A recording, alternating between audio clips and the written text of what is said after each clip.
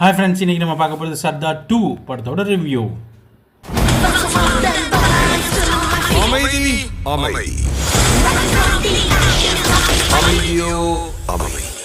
So இந்த படம் வந்து பார்த்தீங்கன்னா சர்தார் 2 ரொம்ப நாள் கழிச்சு மறுபடியும் நம்ம கார்த்தியோட படம் ரிலீஸ் ஆகிருக்கு. ஸோ இது வந்து பார்த்தீங்கன்னா சர்தார் 1 அதே மாதிரி தான் சேம் இதுலேயும் வந்திருக்கு.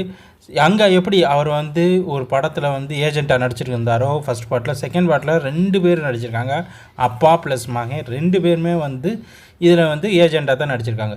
ஸோ ஒன்று கிராமத்துலேருந்து வந்த அப்பா, இன்னொன்று கிராமத்தில் இது சிட்டியில் வளர்கிற பையன். ஸோ 2 ஏஜென்ட்ஸுக்கு நடுவில் நடக்கிற விஷயம்.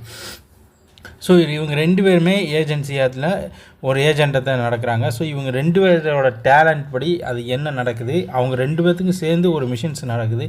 ஸோ அதை தான் ஃபாலோ பண்ணுறாங்க. நம்மளோட அப்பாவை ஏஜெண்ட் வந்து வித்தியாசமாக இது பண்ணுவார் அப்படின்ற நம்ம ஏற்கனவே தெரியும். அதே மாதிரி பையன் ஏஜெண்ட் வந்து பார்த்திங்கன்னா ரொம்ப கூலாக எல்லாத்தையும் மூவ் பண்ணுவார். ஆனால் ரொம்ப ஸ்ட்ரிக்டாக இருக்கிற மாதிரியான ஒரு இதாக காமிச்சிருப்பாங்க. ஸோ இந்த படத்தில் வந்து அப்பாவுக்கும் மகனுக்கும் சேர்ந்து நடக்கிற விஷயங்களையும், அதில் அப்பாவுக்கு எப்படி ஒரு பையன் வந்தான் அப்படின்ற ஒரு கதையும் இந்த இதில் கொண்டு வந்திருக்காங்க. ஸோ இந்த இதில் எஸ்ஜே சூர்யா தான் வில்லனாக நடிச்சிருக்காரு. ஸோ ரொம்ப நாள் கழிச்சு எஸ்ஜே சூர்யா மறுபடியும் ஒரு சூப்பரான வில்லனாக, பக்கா வில்லனாக இந்த படத்தில் இருக்கான்றதை நம்ம கண்டிப்பாக ஏற்றுக்கணும். அவ்வளோ சூப்பராக இருக்குது. அதே மாதிரி இவரோட வாய்ஸில் வந்து பார்த்திங்கன்னா இந்த படம் செமையாக இருக்குன்னு சொல்லலாம். பேக்ரவுண்ட் மியூசிக்காக இருக்கட்டும், அதுக்கப்புறம் இதில் இருக்கிற சாங்காக இருக்கட்டும், எல்லாமே பட்டையை கிளப்பியிருக்காங்க அப்படின்னு தான் சொல்கிறோம். ஸோ இந்த படத்தில் எஸ்ஜே சூர்யா எந்த மாதிரியான வில்லத்தனத்தை பண்ணியிருக்காரு அப்படின்றத இந்த படத்துக்கு பார்த்த பிறகு தான் தெரியும். அது மட்டும் இல்லாமல் படத்தில் காட்டப்பட்டிருக்க சிஜே ஒர்க்கர்ஸ் வந்து பார்த்திங்கன்னா நல்லாவே ஒர்க் அவுட் ஆகிருக்கு. நாசர் எல்லாம் நடிச்சிருக்கிறாங்க. ஸோ அந்த பழைய படத்தில் இருந்த அதே கேரக்டர்ஸ் எல்லாமே இந்த புது படத்துலேயும் இருக்காங்க.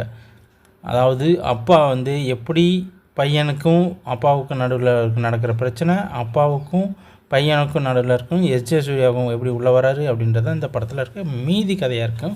யோகி பாபு இதில் வந்து முக்கால்வாசி முழுக்க ஒரு காமெடி ரோலை கொண்டு வந்திருக்காங்க. ஸோ இந்த படம் வந்து கண்டிப்பாக எல்லாத்துக்கும் பிடிக்கும் அப்படின்றது நம்ம எதிர்பார்க்குறோம். ஓகே, இந்த படம் வந்ததுக்கப்புறம் படத்தை பற்றின அடுத்த அப்டேட்ஸ் யூஸ் பண்ணுவோம். இந்த படத்தை பற்றின உங்களோட கமெண்ட்ஸை கமெண்ட் பண்ணுங்கள். நன்றி, வணக்கம், பை பாய்.